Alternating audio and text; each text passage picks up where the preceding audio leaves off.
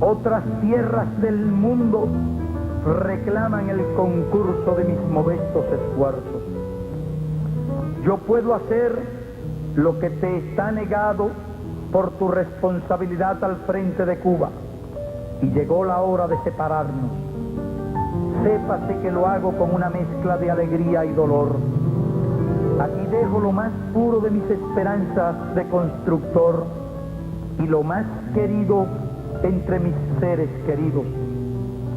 Y dejo un pueblo que me admitió como un hijo. Eso lacera una parte de mi espíritu. En los nuevos campos de batalla llevaré la fe que me inculcaste, el espíritu revolucionario de mi pueblo, la sensación de cumplir con el más sagrado de los deberes. Luchar contra el imperialismo donde quiera que esté.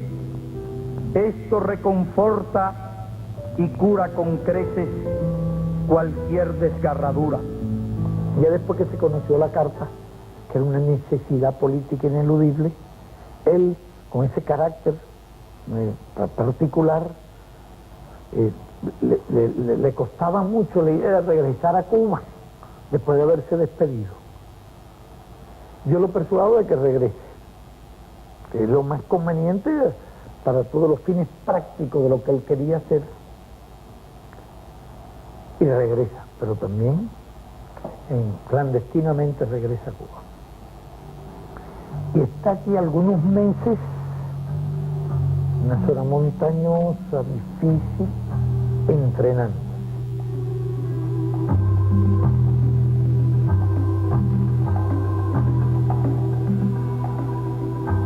Él solicitó la colaboración de un grupo de compañeros, de viejos guerrilleros, algunos nuevos, y solicitó que se le apoyara en eso. Y él escogió el grupo, los escogió, conversó, y nosotros autorizamos que fuera un grupo de compañeros bien experimentados, puesto que la tarea que él iba a hacer allí requería realmente de ese grupo experimentado, de voluntarios que fueron a esa tarea. Estuve entrenándose con ellos durante meses mientras se hacían todos los trabajos previos para el traslado de él y del grupo a Bolivia.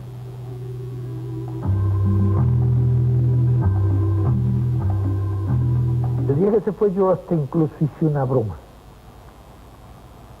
El día que se marchó definitivamente, invité a varios compañeros de la dirección del partido, de los de más confianza, y le invité a una comida con un visitante que teníamos. El visitante era el Che, ya disfrazado. No lo conocía nadie en absoluto, con el disfraz que se hizo. Y el Che ha estado almorzando con otro de una casa aquí en La Habana el día antes de irse, y los compañeros no lo conocían. Los compañeros entonces tuve yo que decirle que era el Che. Fíjese que estaba realmente bien preparado cuando salió. No lo conocía nadie.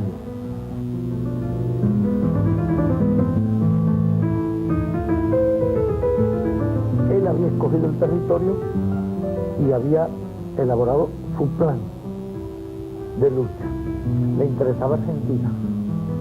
Estaba realmente muy inspirado en la idea de hacer la revolución argentina. Por aquella época no había relaciones con nadie. Estos gobiernos incluso se habían unido en Estados Unidos contra Cuba. Y él en los primeros tiempos había aglutinado un grupo de argentinos, incluso un argentino que había estado como periodista en la Sierra Maestra, Massetti, que después fue fundador de Prensa Latina. Y él lo había captado para sus ideas de lucha en Argentina. Y Massetti, de acuerdo con el Che, trató de organizar un frente allá en el norte de Argentina, por la zona de Salta. Massetti murió en aquellas misiones. El Che era un hombre siempre muy muy sensible, muy comprometido con todos sus compañeros. El mero hecho de que él hubiera iniciado aquel esfuerzo que había hecho, algunos compañeros hubieran dado la vida, era sin duda uno de los factores que influía incluso en su impaciencia para llevar a cabo aquellas ideas. Y entonces ya él había estudiado esa parte, y la importancia que tenía, parece, es que estaba cerca de la frontera con Argentina. Él conocía el carácter del campesino boliviano, muy callado, muy reservado, muy desconfiado. Él sabía que era muy diferente el carácter del cubano, porque él había recorrido, incluso después que se graduó en motocicleta, había estado recorriendo, él estuvo en el Amazonas, en muchos lugares, y tuvo mucho contacto con esas poblaciones, y conocía la tragedia del indio, las características, él conocía mucho eso y lo sentía. Y más de una vez me explicó y me habló de cómo eran, cómo había que trabajar y que eso llevaba tiempo, que eso no era fácil. Él estaba consciente de las dificultades de la tarea que tenía allí. Pero ¿qué pasa? Que había vivido nuestra experiencia, nuestra casi increíble experiencia. Después de los primeros reveses, como un grupo tan pequeño se reorganiza, lleva a cabo la lucha en condiciones muy difíciles, y él tenía una fe ciega en ese tipo de lucha y en esas posibilidades, más aún cuando ya tenía aquella enorme experiencia. Y él escogió el territorio y se metió el lugar. Yo diría que en ciencia no había equivocación. Bueno, había equivocación, él trató de ganar un apoyo, trató de ganar apoyo en fuerzas organizadas, en fuerzas políticas organizadas. Se suponía que se iba a contar con el apoyo del Partido Comunista boliviano y de otras fuerzas. Hubo otras fuerzas que se sumaron, porque había divisiones en esa época en el movimiento, en la izquierda, en el movimiento comunista. El Partido Comunista tenía varios dirigentes. Ya el secretario general Monge, se había hablado, se había explicado. Pero había otros dirigentes también. Y realmente allí surgió un conflicto con Monge. Eso se conoce, está la historia. Surgió un conflicto entre el Che y Monge por ciertas posiciones de Monge, pretensiones quizás de dirigir, y el Che no aceptó eso. Yo creo que en Monge prevalecieron unos factores formales, puesto que aquel era el país y era el secretario del partido del país, y realmente para dirigir aquella empresa no había mejor cuadro ni mejor persona más preparada que el Che. Se había logrado el apoyo de otros movimientos y también de algunos latinoamericanos. Estaban en esa fase cuando los acontecimientos se complican allí y realmente se descubre. Pienso que necesitaba un poco de más tiempo. Pero por una razón o por otra, combinación de factores, llegan a descubrir el destacamento cuando todavía estaban en fase de organización. Entonces, Monge tiene cierta responsabilidad, pero bueno, históricamente no sería justo hacer esa imputación al Partido Comunista. Varios comunistas se unieron, los Peredo, muy buena gente que estaban despuntando como excelentes cuadros, se unieron y apoyaron al Che y ayudaron muchísimo al Che. Y la dirección del partido, en discrepancia, quiso ayudarlo. Así se va a imputar una responsabilidad, habría que imputársela a Monge.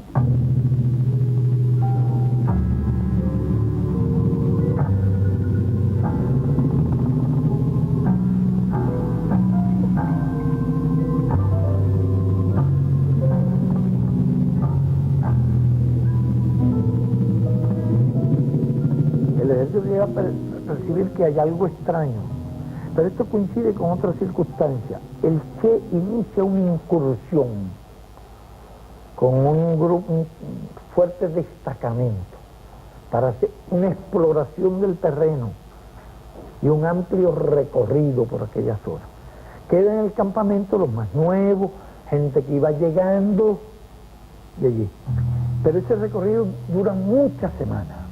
Es realmente una odisea, está descrito en detalle en su diario, enfrentándose a lomas duras, el terreno difícil, ríos crecidos. Incluso en ese recorrido tienen algunas bajas, se producen, algunos se ahogan, una o dos bajas tienen, pero la tropa regresa después de muchas semanas completamente agotada. Cuando llegan al campamento se encuentra que había algunos problemas que habían ocurrido allí, algunas indisciplinas y algunas dificultades en ausencia del Che.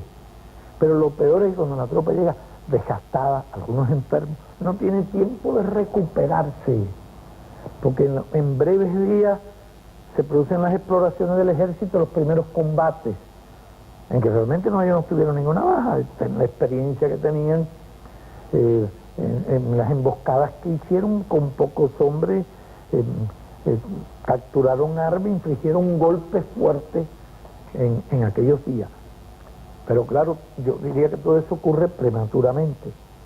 Después entonces hacen una incursión, salen del campamento, queda una fuerza en el campamento y se produce una división del grupo, en dos grupos, que nunca más llegaron a hacer contacto. Incluso el Che no lleva medicina. Ocurrió lo mismo que había ocurrido cuando el Granma no trajo la medicina, y fue una proeza, pues durante meses estuvieron evadiendo el ejército y luchando contra el ejército.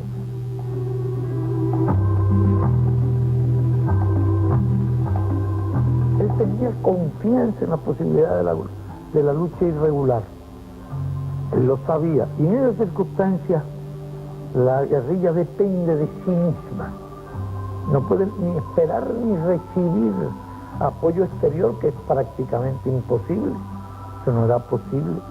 Y la ayuda de tipo clandestina, toda la red había sido desbaratada. Eso en ese momento dependía de la acción de ellos.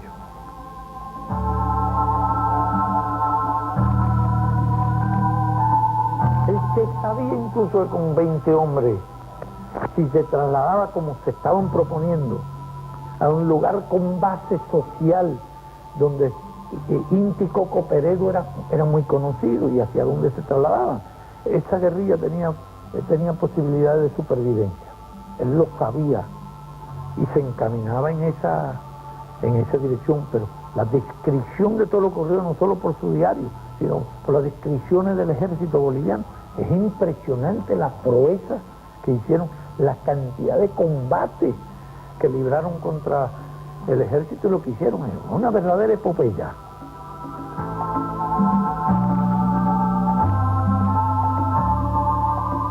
Yo pienso que él estaba muy afectado cuando se persuade de la muerte del otro grupo. Y de la muerte del otro grupo nosotros tenemos noticias por los cables. Se explica cómo ella, por nuestra experiencia, yo deduzco inmediatamente que la noticia es exacta, que es correcta, es verídica. La muerte, cuando muere Tamara, cuando muere Joaquín, el grupo se muere. Pero él se resistía a creerlo y se ve en el diario durante muchos meses. Él se resiste, cree que es mentira del ejército, porque han dado muchos partes falsos. Cuando ya se convence, se persuade que no existe, que no lo encuentra, es cuando él emprende una marcha a la búsqueda de una base social, cuando ya tiene algunos cuadros bolivianos buenos. Y era correcto, y tenía posibilidades de supervivencia. ¿Cuánto influyó en su ánimo la muerte de aquellos compañeros? Yo creo que actuó con cierta temeridad, porque le iban por un camino. En un momento se paró en un alto y dice: vamos precedidos por Radio Bemba. Es decir, todos los vecinos lo estaban esperando. Yo lo conozco bien y yo creo que en ese momento estaba actuando conforme a ese carácter que tenía él. Sentía las cosas muy fuerte, con cierta temeridad. Él entonces sigue el avance, llegan de día a un pueblo, está vacío. Ver un pueblo vacío es señal de que hay algo, la población percibe que va a haber un combate. Now I